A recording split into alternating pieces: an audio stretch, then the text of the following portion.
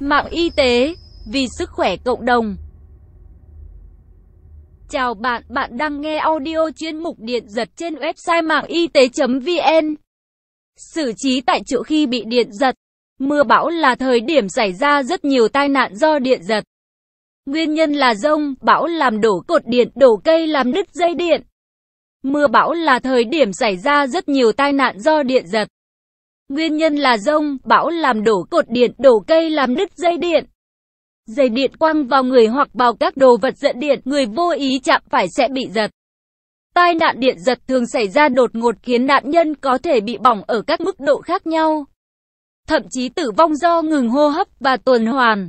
Bởi vậy, sơ cứu ban đầu có vai trò rất quan trọng trong việc cứu sống nạn nhân. Tổn thương khi bị điện giật.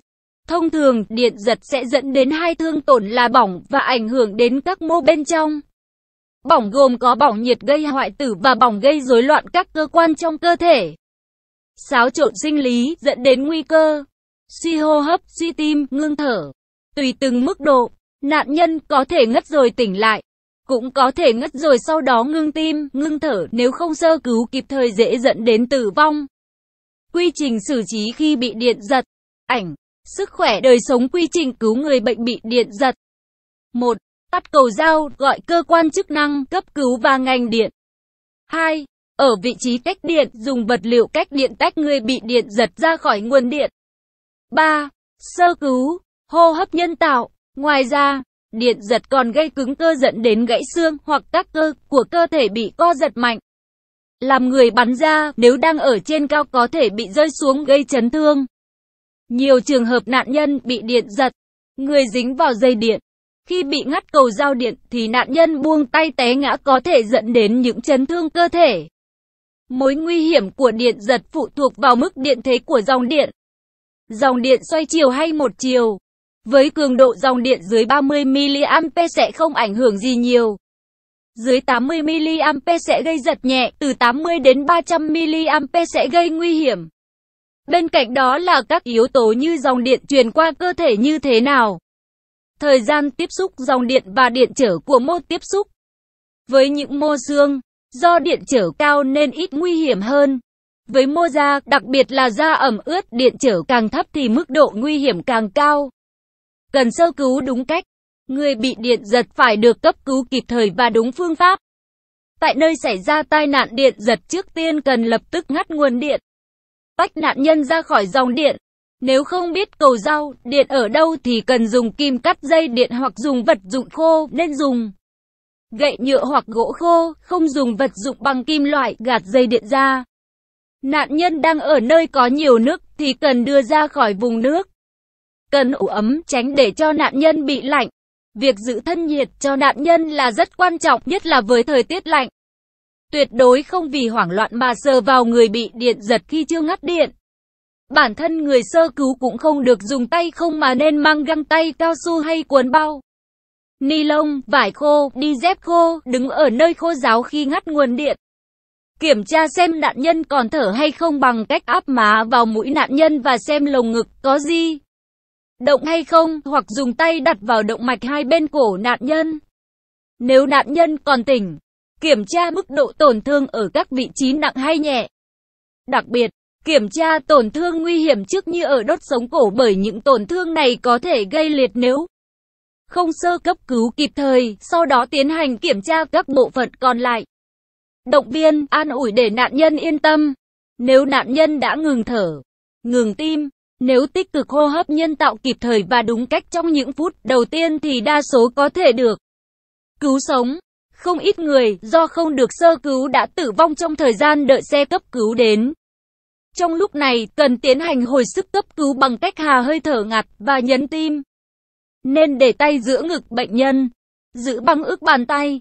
Nhấn tim liên tục khoảng 100 lần một phút. Liên tục, không được dừng lại cho đến khi bệnh nhân thở trở lại được.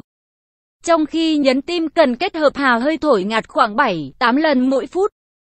Tức là cứ trung bình nhấn tim khoảng 30 lần thì hà hơi thổi ngạt 2 lần. Cứ kiên trì như vậy cho đến khi bệnh nhân có dấu hiệu thở trở lại. Cần lưu ý, khi tiến hành sơ cứu nhấn tim và hà hơi thổi ngạt, phải đặt nạn nhân ở nơi thoáng đãng, trên nền cứng. Sau khi bệnh nhân bị ngất mà tỉnh hẳn vẫn nên đưa vào bệnh viện kiểm tra và theo dõi. Những trường hợp hơi mất ý thức cũng cần cẩn trọng vì nhiều trường hợp bệnh nhân ngất đi, tỉnh lại vẫn có thể có biến chứng trong vài ngày sau. Đối với trường hợp nạn nhân bị bỏng, không được tạt nước vào khiến cho thương tổn nặng nề hơn. Ngoài ra, cần tránh áp dụng các biện pháp như cạo gió, xoa dầu, những điều này chỉ càng làm mất thời gian trong việc cấp cứu. Đề phòng điện giật. Để đề phòng điện giật cần tuân thủ các quy tắc sử dụng điện an toàn. Phải lưu ý, ngắt nguồn điện khi sửa điện, các ổ cắm điện, thiết bị điện cần để xa tầm với của trẻ em. Trên thực tế, các cơ sở y tế thường tiếp nhận khá nhiều trường hợp bị điện giật. Chủ yếu là thợ sửa điện, thợ sơn, thợ hàn.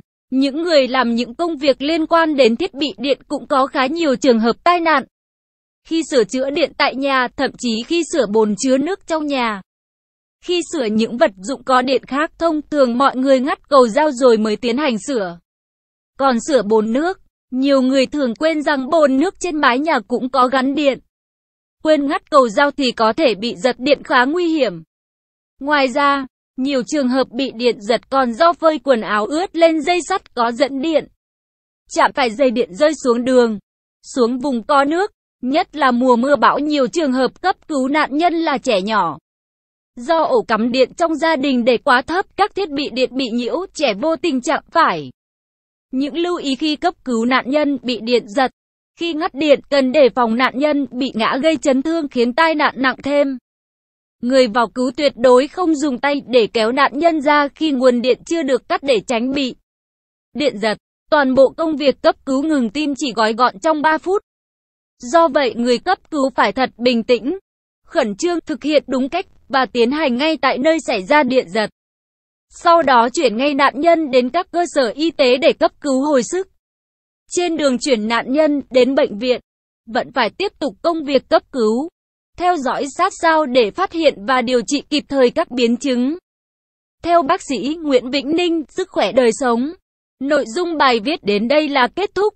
Nếu bạn có thắc mắc, câu hỏi gì xin hãy chia sẻ bình luận bên dưới bài viết này.